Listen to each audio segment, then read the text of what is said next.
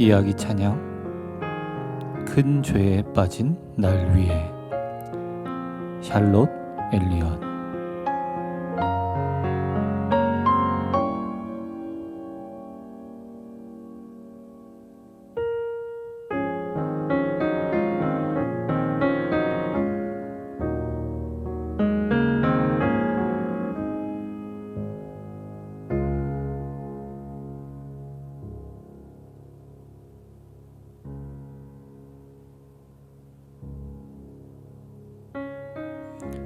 프랑스의 시인이자 목회자 앙리 말랑이 영국 브라이튼에 있는 친구의 집을 찾아갔습니다. 절친한 친구인 성공의 신부 헨리 엘리엇의 몸이 불편한 여동생을 위로하기 위해 방문한 것입니다. 친구의 동생 샬롯 엘리엇은 어렸을 때는 밝은 성격과 믿음을 가진 예쁜 소녀였습니다. 그런데 30세쯤 되었을 때 병에 걸려 전신을 움직일 수 없는 장애인이 되자 날이 갈수록 불평이 늘고 세상을 비관하기 시작했습니다. 성격은 날카로워졌고 신앙을 부인하기에 이르렀습니다. 집 밖에는 나오지도 않고 방 안에서 혼자 지냈으며 식구들과 대화가 끊어진 지도 이미 오래였습니다. 그야말로 엘리엇은 외롭고 힘든 시간을 보내고 있었습니다. 이런 엘리엇에게 말랑 목사의 위로는 한마디도 들리지 않았습니다. 모든 말이 허공에 메아리칠 뿐이었습니다. 그런데 말랑 목사가 시에 대해 이야기하자 그녀의 다친 마음이 조금씩 열리기 시작했습니다. 이때다 싶어 말랑 목사는 말을 계속 이어갔습니다. 엘리엇, 누구든지 아픔이 있지만 하나님은 견딜 수 있는 어려움만을 주신단다. 그리고 고난에서 승리한 사람을 사용하시지. 지금 내 모습 그대로를 하나님께 드리면 돼. 지금의 모습을 그대로 드리라는 말이 엘리엇의 마음을 두드렸습니다. 그때 그녀는 고개를 저으며 말했습니다. 몸조차 가눌 수 없고 마음도 삐뚤어진 믿음도 없는 나 같은 사람을 하나님이 어떻게 사용하신단 말이에요. 그럴 리 없어요. 그러나 지푸라기라도 잡고 싶은 것이 그녀의 솔직한 심정이었습니다. 왠지 하나님은 자기처럼 못난 사람도 쓰실 거라는 생각이 들더니 눈물이 흐르기 시작했습니다. 엘리엇은 계속해서 흐르는 회개의 눈물을 그칠 수 없었습니다. 말랑 목사가 다녀간 뒤 엘리엇은 죄에 빠져 허덕이는 자신을 사랑해 주시는 하나님을 목 놓아 찬양했습니다. 밀려오는 기쁨을 무엇으로도 표현할 수 없었습니다. 그저 내 모습 이대로 주님께 거저갑니다. 그녀는 예수님의 보혈의 은혜로 지금 모습 그대로 주님께 갈 수 있다고 몇 번이고 되뇌었습니다. 엘리엇은 몸조차 제대로 가눌 수 없었지만 하나님은 약한 자를 들어 강한 자를 부끄럽게 하실 수 있음을 깨달았습니다. 이 믿음의 고백이 바로 찬송 큰 죄에 빠진 날 위에입니다.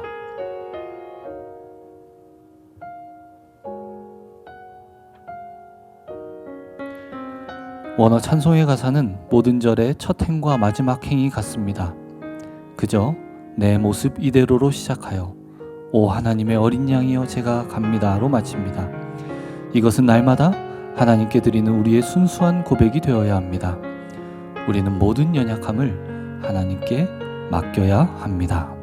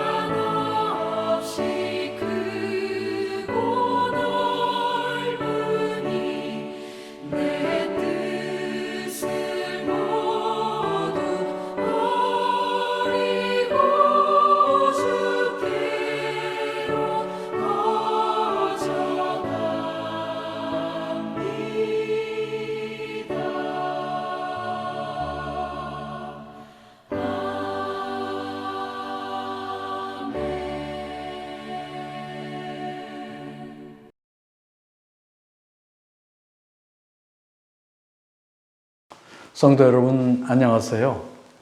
오늘이 부처님 오신 날인데요.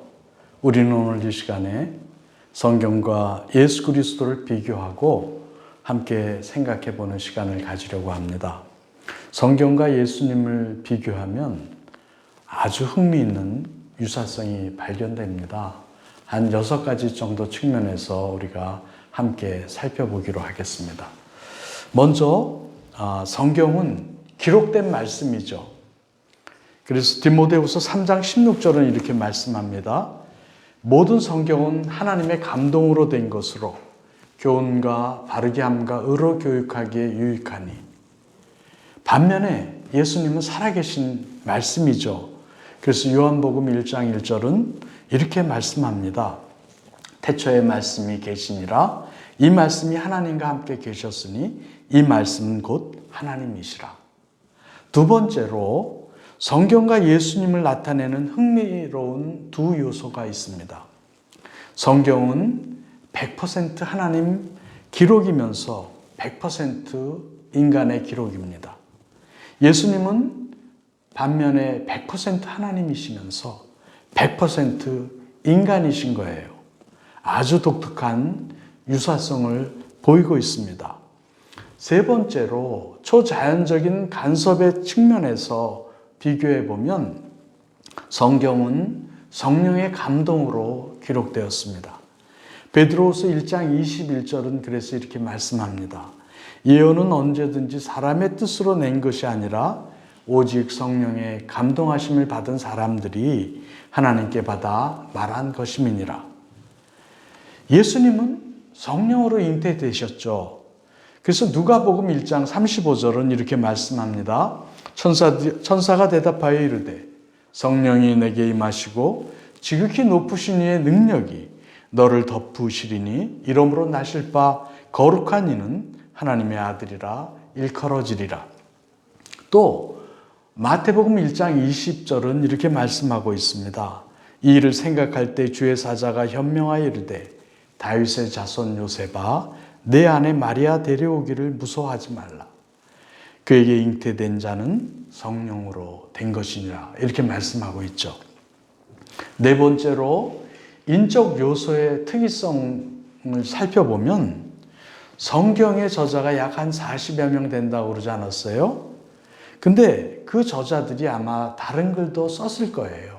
근데 영감받은 것은 성경밖에 없습니다. 그처럼 또 예수님을 낳은 마리아가 야고보 등 예수님의 다른 형제도 낳았잖아요. 그렇지만 예수님만 성령으로 잉태되셨습니다. 다섯 번째, 완전성의 측면에서 살펴보면 성경을 기록한 저자들은 인간으로서의 유어성, 그러니까 오류를 버릴 가능성이 있는 사람들입니다. 그러나 성경은 무오합니다. 오류가 없다는 뜻이죠. 또 예수님의 모친인 마리아는 죄성을 가진 우리와 같은 인간이죠. 그러나 예수님은 그 죄성을 가진 인간을 통해서 나았지만 무죄하신 그런 분이신 거예요. 또 여섯 번째로 계시의 온전함의 측면에서 비교해 보면 우리가 성경을 읽을 때 성경에서 때로 모순같이 보이는 부분도 있어요. 그렇지만 그것이 모순이 아니죠. 우리가 깊이 이해하지 못해서 그런 것입니다. 성경은 모순 없이 무오합니다. 예수님은 또 어떻습니까? 예수님은 모든 일에 우리와 같이 시험을 받았으나 무죄하신 분이에요. 그래서 히브리서 4장 15절은 이렇게 말씀합니다. 우리에게 있는 대제사장은 우리의 연약함을 동정하지 못하실 리가 아니요 모든 일에 우리와 똑같이 시험을 받으시니로되 죄는 없으시리라 이렇게 말씀하고 있습니다. 이렇게 유사성을 보이는 것은 어찌 보면 당연할 것입니다. 성경은 처음부터 끝까지 예수님을 중심으로 이야기가 펼쳐지는 책이에요. 그러므로 성경을 보면서 예수님을 모른다는 것은 있을 수 없는 일입니다. 예수님은 많은 이들에게 스스로를 하나님의 아들로 소개하고 성경을 통해 자신을 증거하셨습니다. 유대인들은 그 사실을 받아들이지 못했어요. 의심 많은 그들에게 예수님은 객관적인 증거를 제시하시면서 자신에 대해서 설명하셨죠. 세례 요한의 증거, 예수님이 행하신 여러 가지 기적과 이사들, 그리고 구약 성경을 가지고 자신을 증명했습니다. 예수님은 요한복음 5장 39절에서 너희가 성경에서 영생을 얻는 줄 생각하고 성경을 연구하거니와 이 성경이 곧 내게 대하여 증언하는 것이니라 이렇게 말씀하셨습니다. 누가복음 24장 44절에서도 부활하신 예수님의 제자들에게 이렇게 말씀합니다. 내가 너희와 함께 있을 때 너희에게 말한 바 곧 모세의 율법과 선지자의 글과 시편의 날을 가리켜 기록된 모든 것이 이루어져야 하리라 한 말이 이것이라 하시고 이렇게 말씀하셨죠. 여기서 말하는 예수님이 말하는 성경은 구약 성경 전체를 의미하는 것이고 그 구약 성경은 오실 예수님을 가리키고 있는 것입니다. 성경을 보면 예수님은 성경에 대해서 두 가지 중요한 사실을 우리에게 알려주고 있습니다. 첫째로 예수님은 누구보다 성경을 사랑했고 성경을 절대적인 권위로 인정하셨습니다. 현대인들은 인간이 자기 운명의 주인이며 자신의 사상과 가치관의 창조자라고 생각합니다. 그러므로 인간은 자연이나 역사에 자신이 선호하는 그 어떤 도덕 기준이라도 자유롭게 부과할 수 있다고 현대인들은 생각하죠. 그래서 현대인들은 하나님이 주신 진리와 가치관, 초월적 원칙을 강요하는 것은 인간의 자기 성취를 억누르고 창조적인 발전을 방해한다고 생각해요. 더 나아가서 모든 외적인 권위를 매우 적대적으로 대하며 외적 권위가 자율적 인간 정신을 본질적으로 제한한다고 생각해서 그 권위를 무시하는 경향이 있습니다. 사실 이러한 경향은 현대인에게만 나타나는 현상은 아닙니다. 이런 현상은 이미 에덴에서도 있었습니다. 아담과 하와는 개인적인 기호와 사욕을 쫓아서 하나님의 뜻을 거역한 것입니다. 인간은 이러한 거역을 합리화하고 싶어 했겠지만 하나님은 이것을 죄로 다루셨습니다. 우리에게 하나님의 실체와 권위를 영적으로 거역하는 인간의 모습을 가장 분명하게 보여주는 것이 바로 성경입니다. 성경에 권위가 있는 이유는 하나님이 성경에 권위를 주셨기 때문에 그런 겁니다. 앞에서도 이야기했지만 모든 성경은 하나님의 호흡으로 되었다. 그러니까 모든 성경은 하나님의 감동으로 된 것으로 이렇게 말씀했습니다. 예수님은 누가복음 16장 17절에서 율법이 한 획이 떨어짐보다 천지가 없어짐이 쉬우니라 이렇게 말씀하셨어요. 예수님은 요나가 물고기 뱃속에서 사흘간 있었던 사건이나 소돔과 고모라의 불과 유황 심판 이야기, 노아 방주 사건 등 구약을 인용하셔서 그것을 증거하셨습니다. 그리고 그 말씀에 순종하셨습니다. 예수님이 하나님의 뜻을 찾는 방법은 모두 성경에 있었습니다. 그러므로 우리도 예수님처럼 사람의 말을 듣는 것이 아니라 성경 앞에 나아가 그 권위에 우리가 복종해야 되는 것입니다. 그러나 성경의 진리가 생각처럼 우리 마음으로 받아들이기가 어떤 경우에는 쉽지가 않습니다. 예수님을 지식적으로 이해하고 머리로는 우리가 알 수가 있습니다. 그러나 그분을 나의 왕, 나의 하나님으로 고백하는 것은 전혀 다른 문제예요. 왜냐하면 믿음에는 인격적인 나의 결단이 필요하기 때문에 그런 것입니다. 이 결단은 머리에서 이루어지는 것이 아니에요. 마음에서 고백되는 것입니다. 누군가가 이야기했습니다. 머리와 가슴의 거리는 30cm밖에 되지는 않지만 엄청나게 긴 거리라고 말이죠. 잠언 4장 23절에 이렇게 말씀하고 있습니다. 모든 지킬 만한 것 중에 더욱 내 마음을 지키라. 생명의 근원이 이에서 남이니라. 그러므로 우리는 주님을 내 마음의 중심에 모시고 살기 위해서 머리에서 가슴으로 이어지는 30cm의 여행을 중단하지 말고 계속해야 합니다. 우리는 하나님의 말씀인 성경을 읽고 듣고 믿을 때 구원을 선물로 받고 하나님이 원하시는 성화의 길을 우리가 걸을 수가 있는 것이죠. 로마서 10장 17절 그러므로 믿음은 들음에서 나며 들음은 그리스도의 말씀으로 말미암았느니라 이렇게 말씀하고 있습니다. 둘째로 우리는 성경을 읽으면 예수님을 만난다는 거예요. 성경을 보면서 예수님을 보지 못한다면 그것은 성경을 잘못 보는 것입니다. 성경이 증거하는 예수님만이 하나님의 아들이며 우리의 구원자가 되시는 것입니다. 그러므로 성경 밖에서 발견하는 구원자는 모두 가짜입니다. 하나님께서는 성경을 통해 구원을 계시하시기 때문에 그렇습니다. 예수님 당시의 율법학자 바리새인들은 성경을 깊이 연구하고 능통했지만 메시아이신 예수님을 발견하지 못하는 우를 범했습니다. 그들은 성경을 귀하게 여겼을지 모르지만 성경의 진리에 대해서는 어두웠던 것입니다. 성도 여러분, 성경을 펼 때마다 예수님을 만나는 사람은 행복한 사람입니다. 성경은 지식을 위해서가 아니라 예수님을 만나 내 삶을 변화시키기 위해서 우리가 읽고 묵상하는 것입니다. 성경은 미래의 희망을 담고 있습니다. 또 성경은 우리의 현재의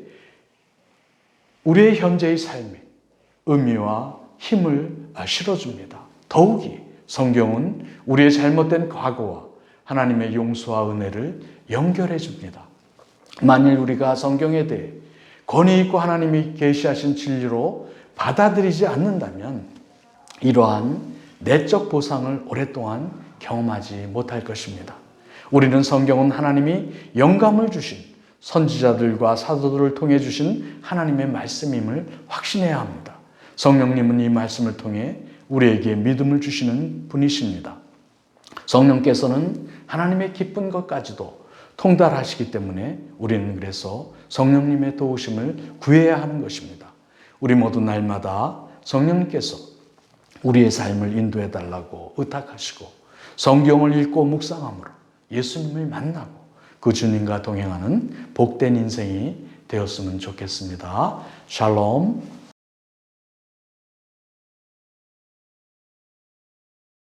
안녕하세요. 수방사를 사랑하는 우리 성도 여러분, 오늘도 수방사 방송을 통해서 풍성하고 기쁨의 교제가 가득한 시간 되기를 바랍니다. 오늘은 여러분들이 최근에 영상에서 많이 보시는 분을 이렇게 모셨습니다. 저희 아들은 이분만 나오면 이렇게 팔을 이렇게 두드리는데 여러분 누구신지 아시겠죠? 친구들 교회에서 유치부를 또 귀하게 섬기고 계시며 최근에는 건강 비타민 전도사로 대활약을 하고 계시는 우리 박희정 전도사님을 모셨습니다. 반갑습니다. 안녕하세요. 이름 높이며 주를 찬양하나이다. 저는 어머니 계시고 그리고 동생들 3명 있어요. 제가 맞이고요. 동생 둘째랑 셋째는 결혼했고 저랑 막내 아직 결혼 안 했고 어머니가 조금 편찮으셔서 우리 가족이 어머니 때문에 좀 자주 모이면서 사는 것 같은데요. 그게 또 어떤 한편으로는 감사한 것 같아요. 그리고 최근에 근황은 학교에서 열심히 공부를 하고 있습니다. 주께서 어찌 나를 부르셨나 고민하면서 실력이 이게 잘 되고 있는 건가 어쩌는 건가 이런 내적 갈등 속에 열심히 지금 가보고 있습니다. 네. 저는 고등학교 2학년 때 친구 따라 교회 갔어요. 친구가 그때 문학의 밤? 뭐 이런 거에 제가 좀 올드해요.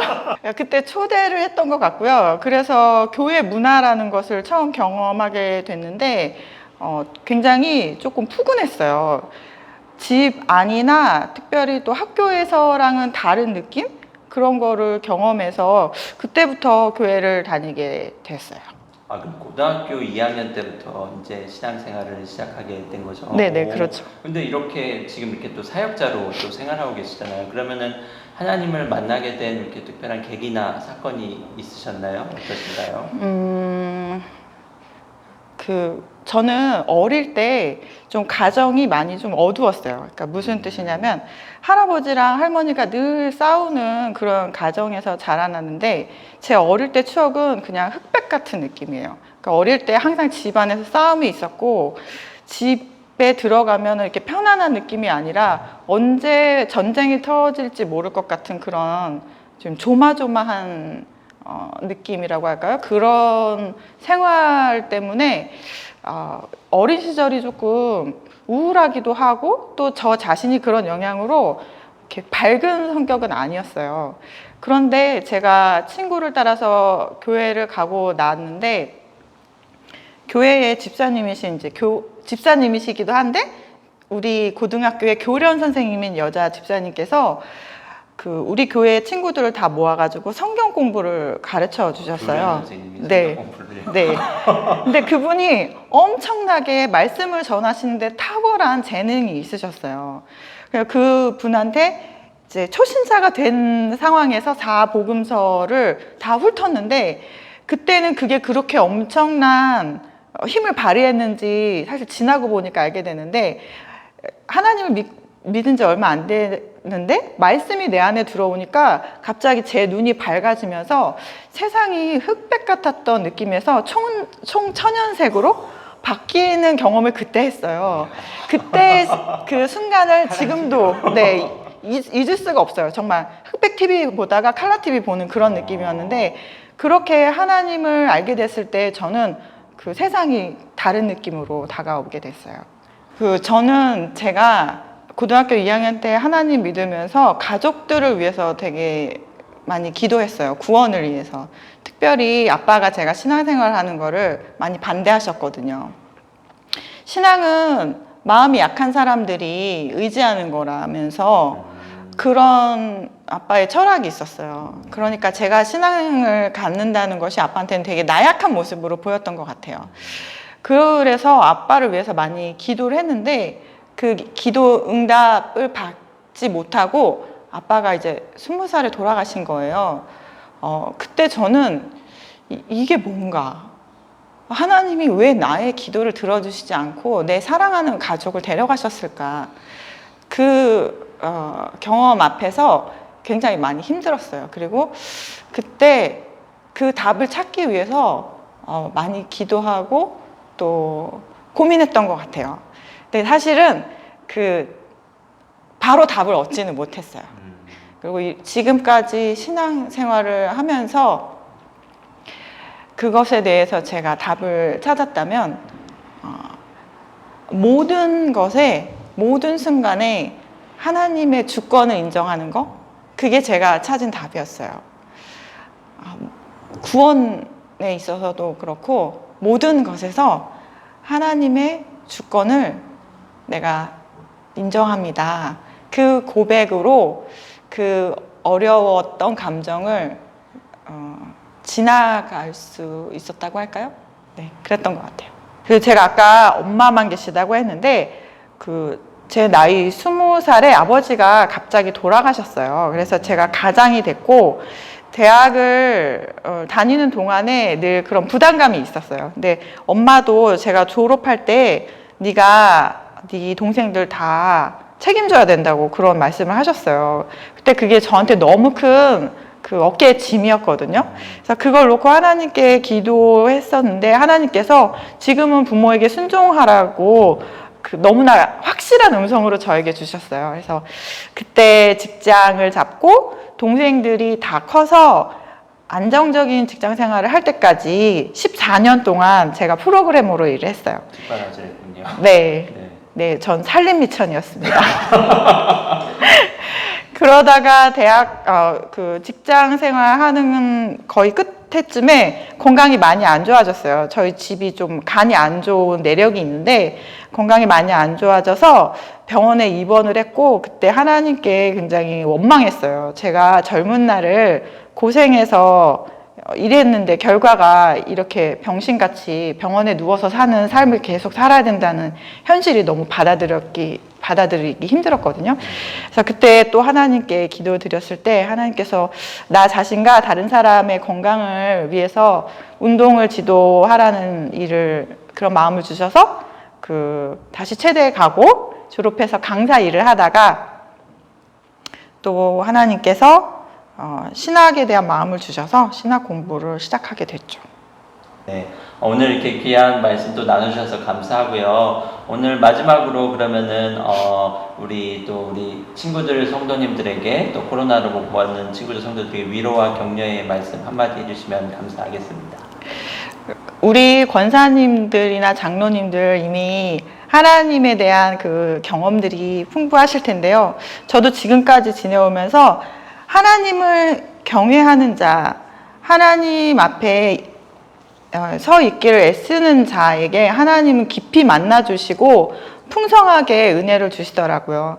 코로나로 인해서 우리가 함께 모여서 예배드리지 못한 시간이 좀 길어지고 있지만 지금 계신 곳이 어디든지 간에 그곳에서 하나님 찾기를 전심으로 다하고 하나님을 경배하는 삶을 살 때에 하나님께서 만나주시고 하나님께서 커다란 축복으로 함께 해주실 것을 믿습니다. 그것을 믿고 우리 성도님들 그렇게 신앙생활 열심히 하셨으면 좋겠어요. 주를 기뻐하나이다.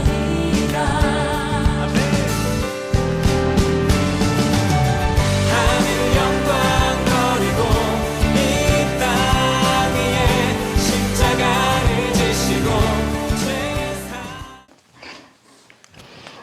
안녕하세요. 지난주에 저랑 같이 움직이는 운동을 처음 해보셨는데 제 생각엔 많이 힘드셨을 것 같아요. 그래서 우리 성도님들 중에는 아예 움직이는 것을 포기하시고 그냥 구경을 하신 분이 있을 것도 같다는 생각이 듭니다. 오늘은 다시 이제 코어 근육 강화와 어깨에 관련된 스트레칭 이런 운동을 할 거예요. 그래서 원래 우리 늘 했던 준비 운동 가보도록 하겠습니다. 골반 이완 먼저 할게요. 자, 다리 하나 앞에 하나 뒤로 놓으시고 엉덩이 들었다가 내려놔 주세요. 하나, 둘, 셋, 넷. 다섯 번째 꾹 눌러 앉기. 하나, 둘, 셋, 넷, 다섯, 여섯, 일곱, 여덟. 네, 반대쪽 갈게요. 운전하시고 일어나시다가 갑자기 골반 통증이 있으신 분들 계실 거예요. 이런 동작 해주시면 골반 근육이 풀어지기 때문에 좋아요. 셋, 넷, 다섯 번째 꾹 눌러 앉으세요. 하나, 둘, 셋, 넷, 다섯, 여섯, 일곱, 여덟. 자, 다른 골반 이완하는 동작은 이렇게 해서 엉덩이 들썩들썩 해주세요.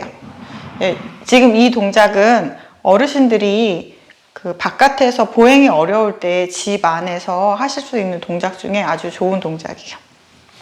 네, 엉덩이를 최대한 바닥에서 들썩들썩 움직여 주시면 코어 근육 강화랑 허벅지 근육도 강화되면서 네, 골반 주변 근육이 풀어져요. 자, 이제 편안하게 다리 두시고 우리 몸치기 동작 가겠습니다. 네, 음악 준비해 주세요. 오른쪽부터 쳐서 올라갈게요.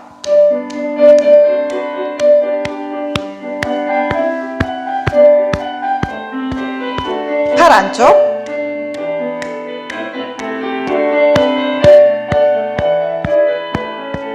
손 이렇게 하셔야 돼요.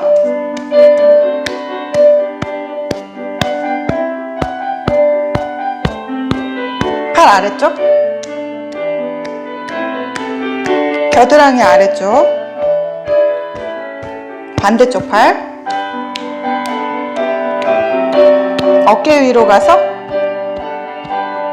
손 동그랗게 하시고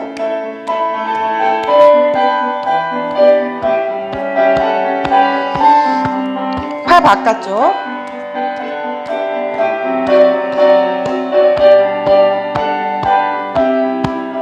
팔 아래쪽. 겨드랑이 안쪽. 네, 상체 다 두들겨 주세요. 저는 이거 할 때마다 너무 시원해요. 우리 성도님들도 시원하게 같이 하고 계신지 모르겠는데요.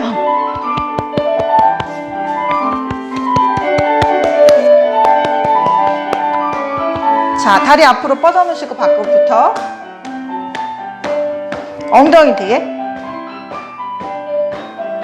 한 번 더.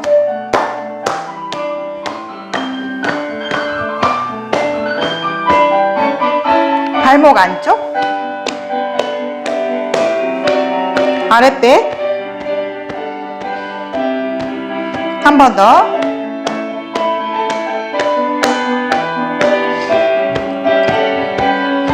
발목 안쪽부터 쓸어 올릴게요.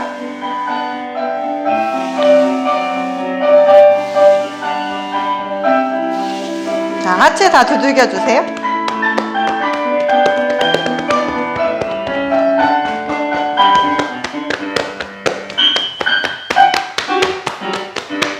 자, 종아리 바닥에 톡톡톡톡. 네.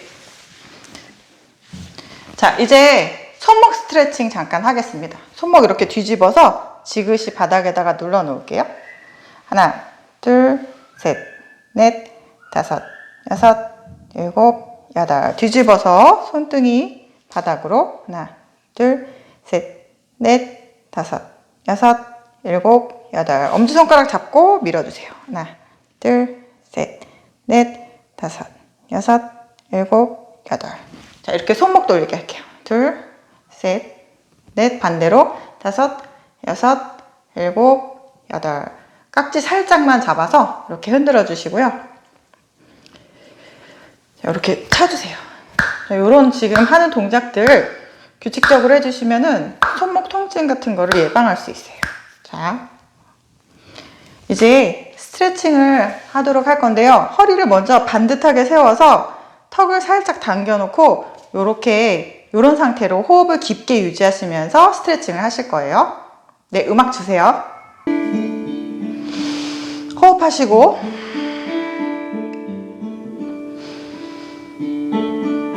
호흡을 깊게 우리 처음에 했던 필라테스 호흡으로 해주시면 더 좋아요. 오른쪽부터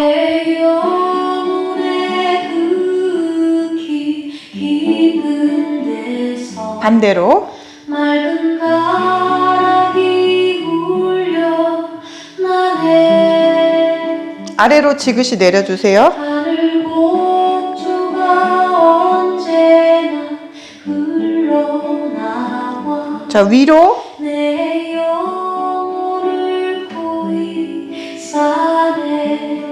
네, 정면 오시고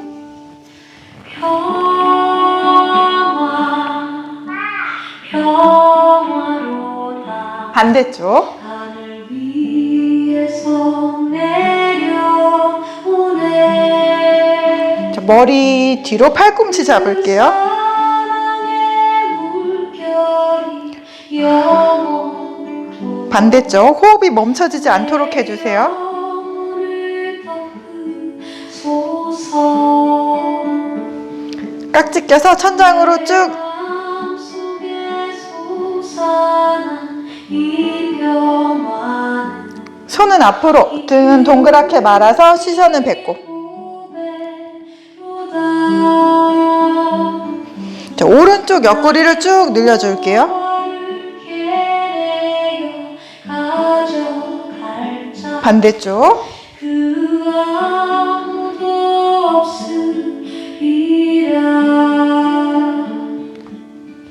자, 손 앞으로 모았다가 자, 내쉬면서 뒤로 활짝 열어주세요.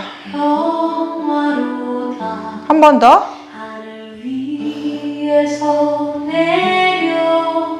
내려오네 깍지 껴서 그 사랑의 등 펴고 어깨 활짝 뒤로 열어주세요. 영원토록 내 영혼을 덮으소서. 네, 손 풀고 다리 풀어놓고 자, 오른쪽 다리 들어서 무릎 위에 호흡 마셨다가 내쉬면서 상체 앞으로 살짝 기울여서 내려가 주세요.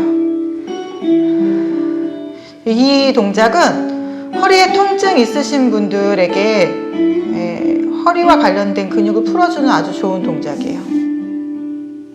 자, 반대쪽. 자, 먼저 허리 폈다가 등을 펴서 기울여서 내려갈게요. 이 땅 위에 험한 길 가는 동안 참된 평화가 어디 있나. 예, 등 펴고 다시 오른다리 들어서 무릎 옆에 오른쪽 뒤로 회전해 주세요. 예수를 친구 삼아 참 평화를 누리겠네. 정면 오시고 반대쪽 다리.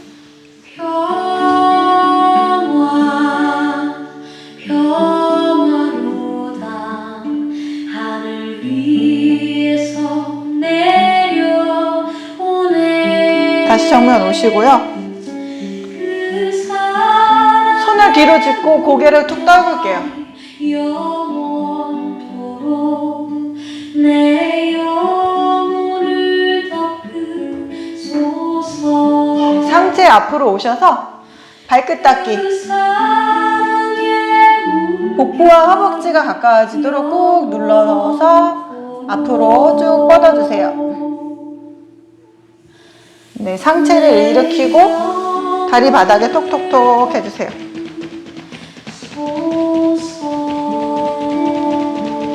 네, 정지. 자, 여기서 발가락 운동 좀 할게요. 발가락을 길게 쭉 길게 이렇게 늘려주세요.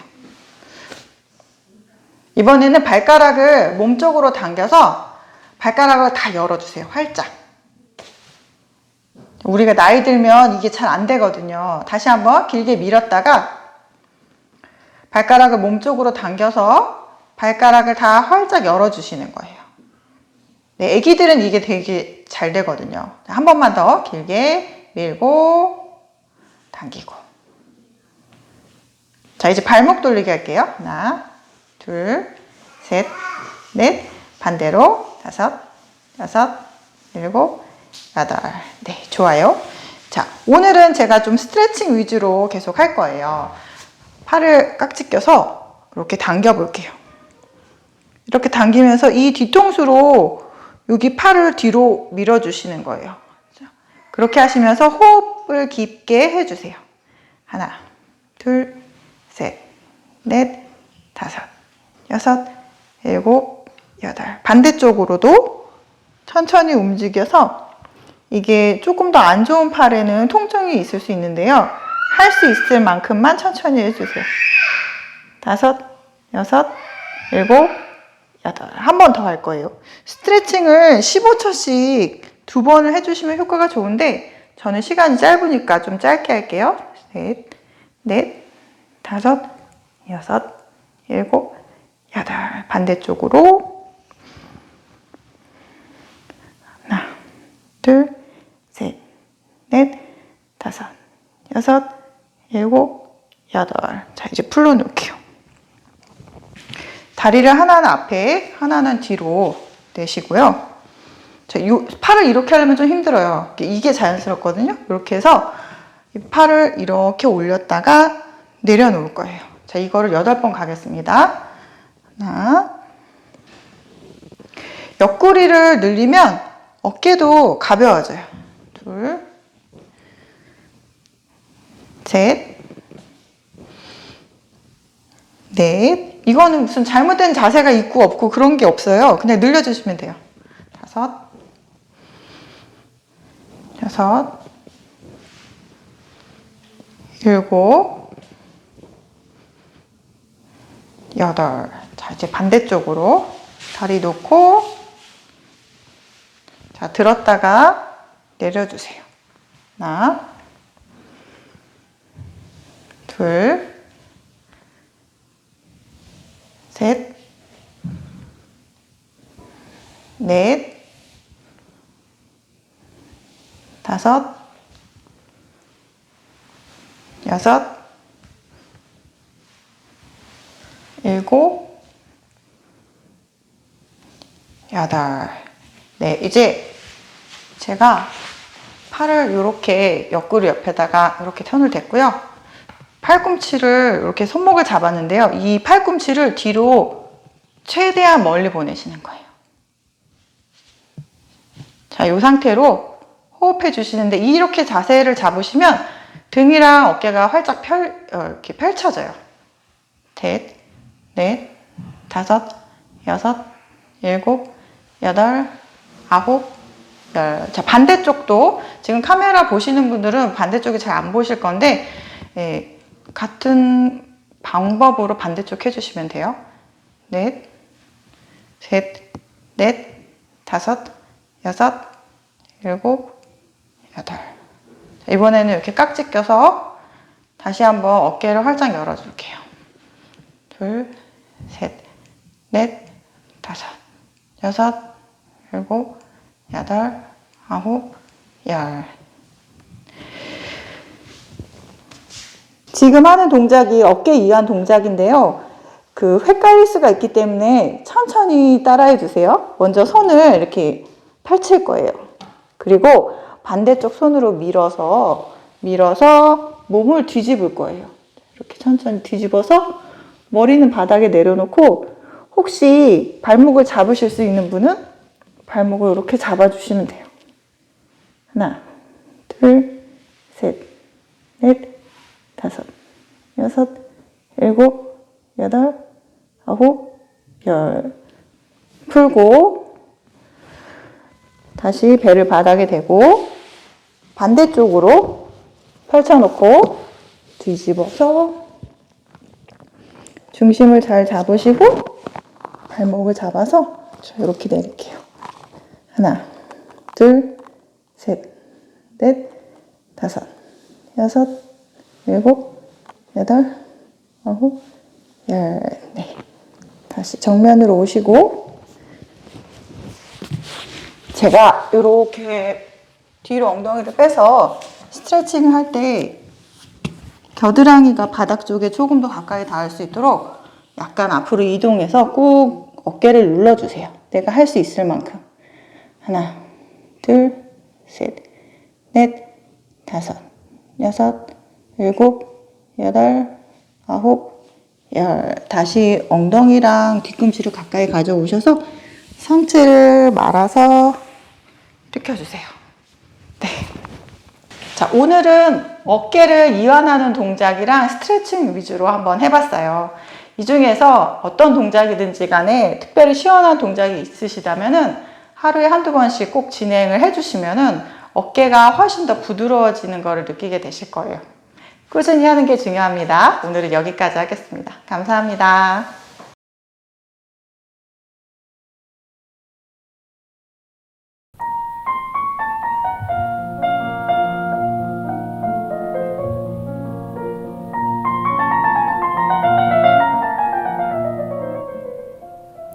가볍게 걷는 기독교 문화 산책.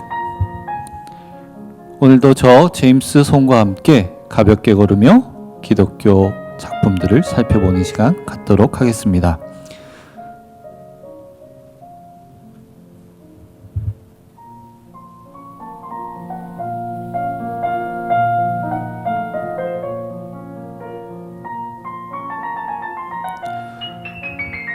오늘 저와 함께 살펴보실 작품은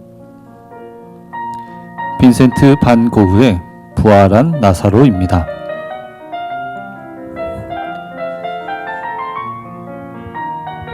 빈센트 반 고흐의 풀네임은 빈센트 빌럼 반 고흐입니다.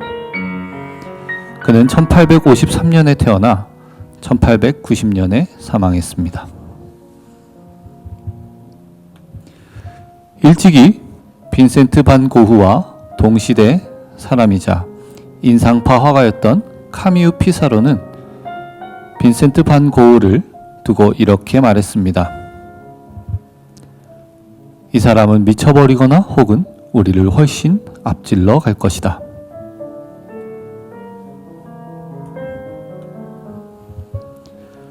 빈센트 반 고흐의 삶은 완전한 실패였습니다. 그는 같은 시대를 산 사람들이 필요하다고 여겼던 모든 것을 포기한 사람이었습니다. 가정을 이루지도 못했고 생계를 유지할 수단조차 없었으며 다른 사람들과의 관계를 맺는 법도 알지 못했습니다. 그러나 그는 화가의 영혼을 지니고 있었기에 자신만의 방법으로 혼란스러운 현실에 질서를 세워나갔습니다. 그의 예술은 결코 화해할 수 없는 세상의 질서를 만들기 위한 시도였습니다. 이해할 수 없는 이 세상에 대해 그는 확고한 이론에 기초한 예술가의 단호한 의지로 맞섰고 개성이 결여된 세상에 대해 섬세한 감성과 자신만의 열정으로 맞섰습니다. 그에게는 예술이야말로 자신에게 그토록 냉혹했던 세상을 받아들이는 수단이었던 것입니다. 개신교 목사였던 테오도루스 반 고흐의 첫 아기는 사산이었습니다. 그로부터 1년 뒤인 1853년 3월 30일 그의 아내 안나 코르넬리아는 다시 사내아이를 낳았습니다.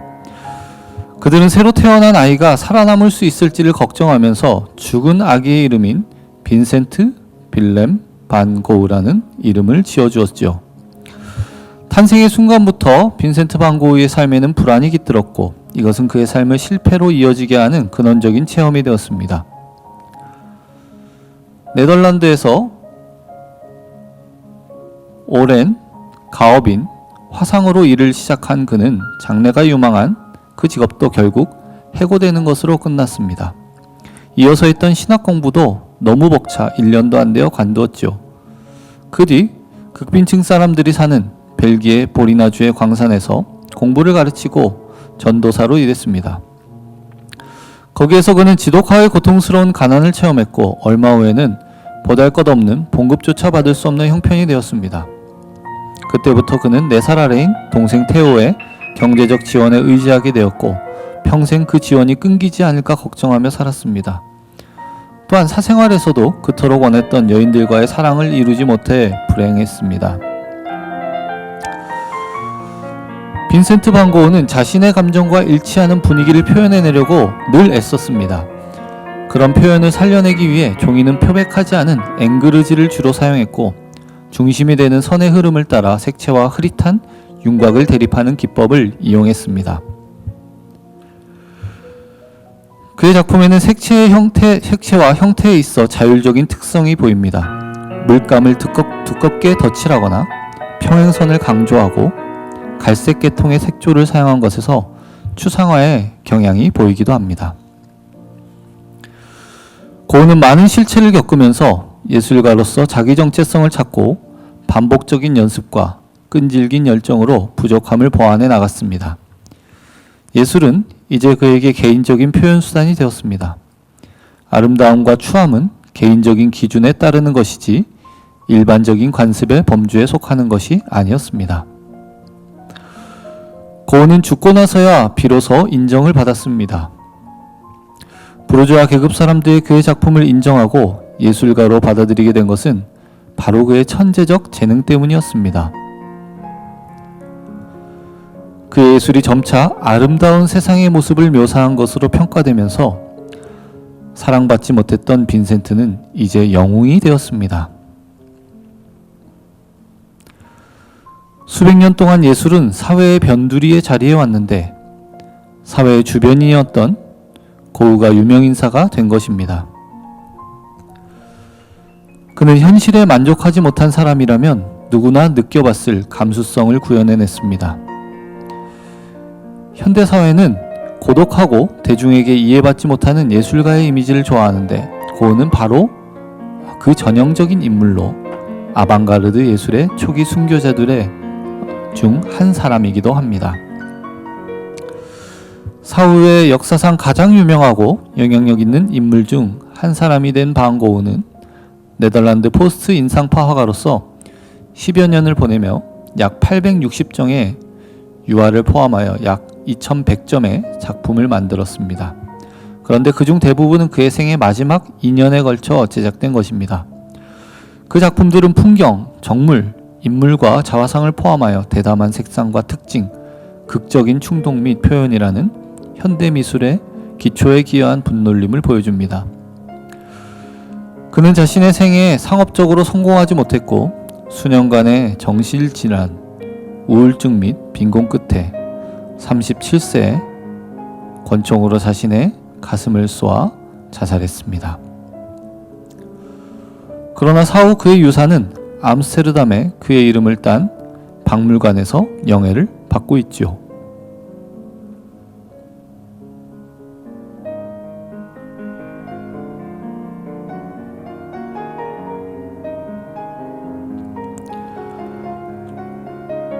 반 고흐에 대해 알 수 있는 가장 포괄적인 주요 출처는 그와 그의 남동생 테우 간의 서신입니다.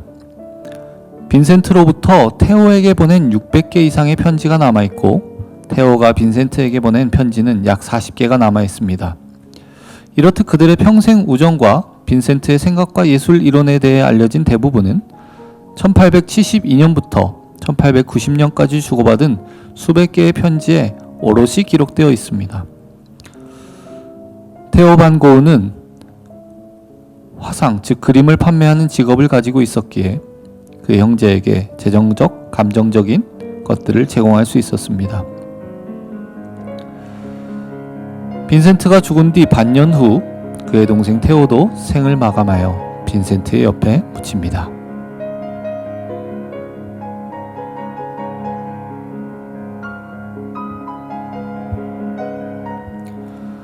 고흐는 아르에서 불꽃 같은 열정을 발휘하며 화가로서 최고의 전성기를 보냈습니다.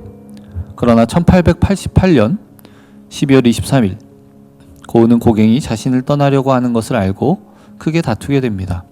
급기야 고갱이 앞에서 자신의 길을 잘라버리고 말죠. 그리고 불현듯 찾아오는 발작은 그를 요양원으로 향하게 했습니다. 1889년 5월 고흐는 정신적인 안정을 위하여 생레미의 요양원에 입원했습니다. 입원 후 외출이 금지된 기간 동안 고흐는 다른 화가들의 그림을 보며 복제화를 그렸습니다. 고흐는 그러한 과정을 단순한 복제로 여기지는 않았습니다. 다른 화가들의 그림에서 영감을 얻어 자신만의 고유한 색깔로 그린 그림을 고흐는 새로운 번역이자 재창조라고 해석했습니다. 파리에서 아트딜러로 일한 테오에게 고흐는 렘브란트가 1632년에 애칭으로 그린 나사로의 부활을 보내달라고 요청했고 테오는 빈센트에게 프린트를 보냅니다. 그리고 1890년 5월 고흐는 요양원에서 렘브란트의 작품을 보고 자신의 버전으로 나사로의 부활을 그렸습니다.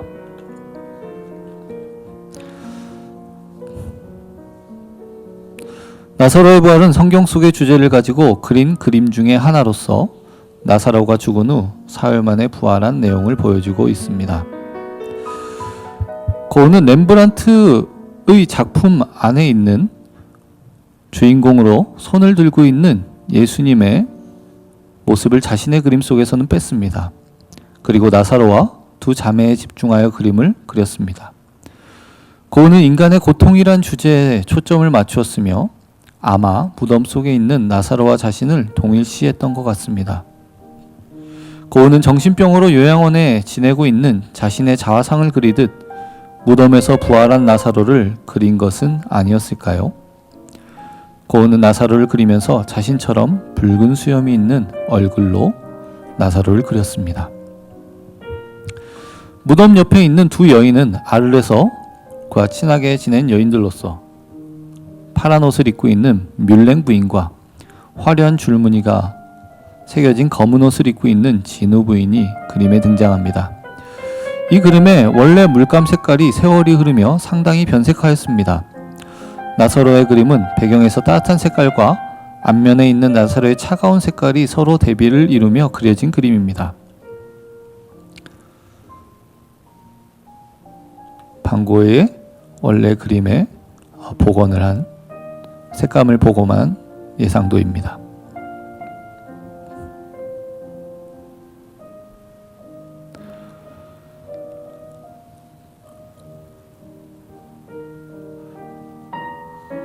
반고의 이 작품에서 그리스도는 믿음의 치유력을 불러일으키기 위해 태양을 통해 상징적으로 묘사됩니다.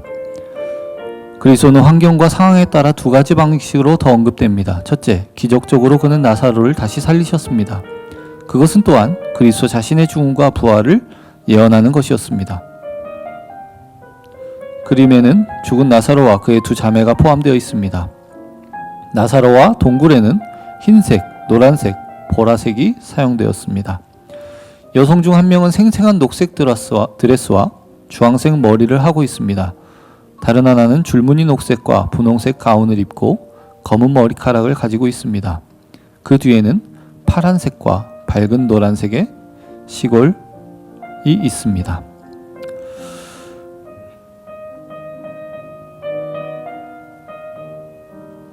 고은은 생래미 요양원에서 성경 속에 등장하는 이 이야기를 그림으로 그리면서 때때로 찾아오는 정신병으로 인한 고독과 절망, 극심한 고통의 시기 속에서 가슴을 울리는 걸작의 그림을 남겼습니다.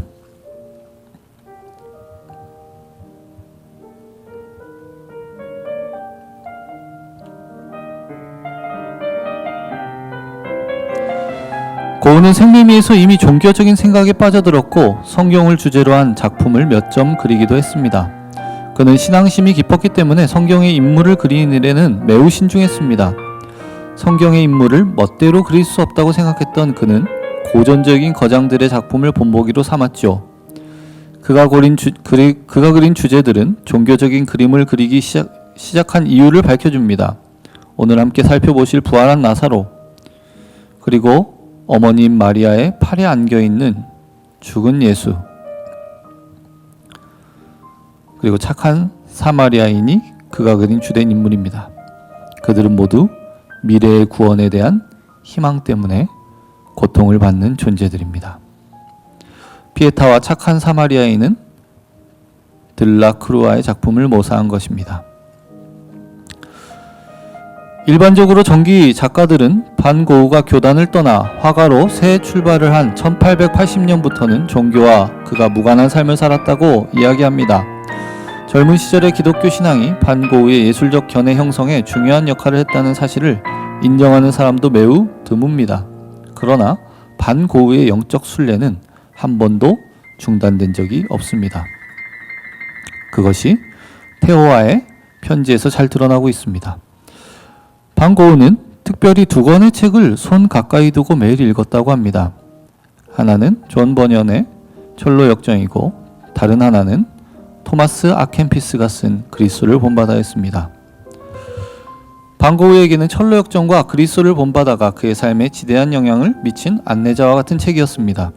그는 이 두 권의 책을 통해 지상의 삶은 시련과 고뇌로 가득 차 있으며 천상의 예루살렘에서 하나님과 재결합하는 궁극적인 영광을 위해 위험을 뚫고 함정을 피해 나아가는 일종의 여행길이라는 견해를 갖게 되었습니다. 그는 동생 테오에게도 존 버년이 쓴 철로 역정을 한번 읽고 나면 그 진가를 알 수 있다고, 자신은 그 책에서 무한한 감동을 받았다고 편지하기도 했습니다. 그는 그리스도를 본바다에 녹아있는 사상을 전적으로 수용했고 편지에서도 몇 번이나 그 책을 구체적으로 언급했습니다. 반 고흐는 그리스도를 본바다가 자기 삶에 미친 영향을 동생 테오에게 설명하면서 이 책은 매우 숭고한 책이라는 표현을 쓰기도 했습니다. 반 고흐가 테오에게 보낸 편지에게는 이러한 대목이 있습니다.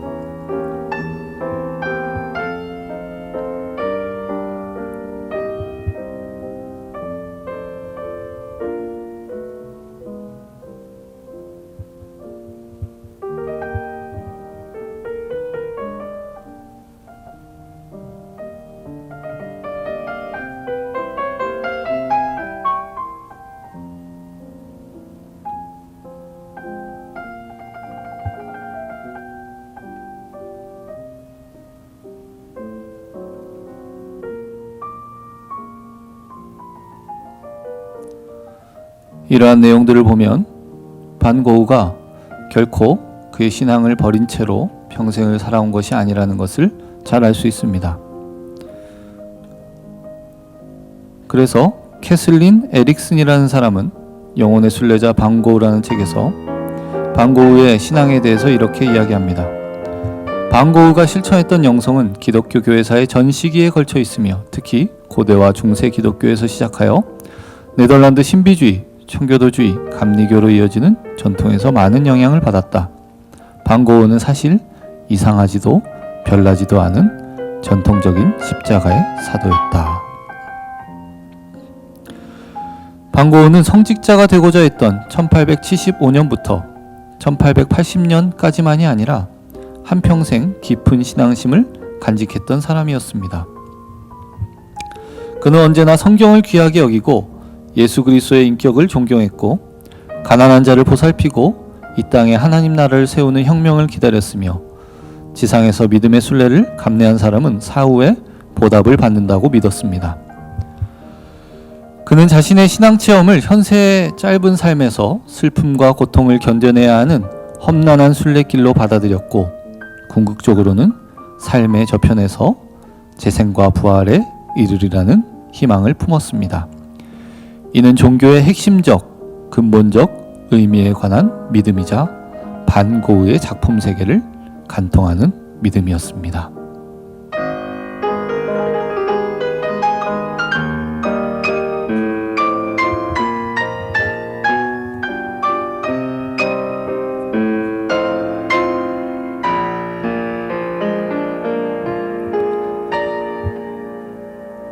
가볍게 걷는 기독교 문화 산책.